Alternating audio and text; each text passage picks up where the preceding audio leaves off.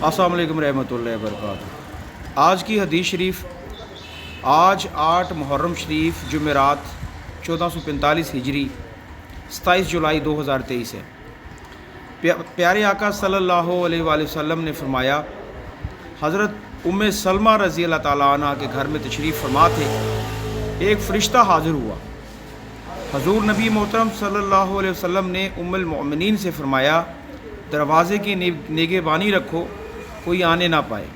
इतने में सैयदना इमाम हुसैन दरवाज़ा खोलकर हाज़िर खिदमत हुए।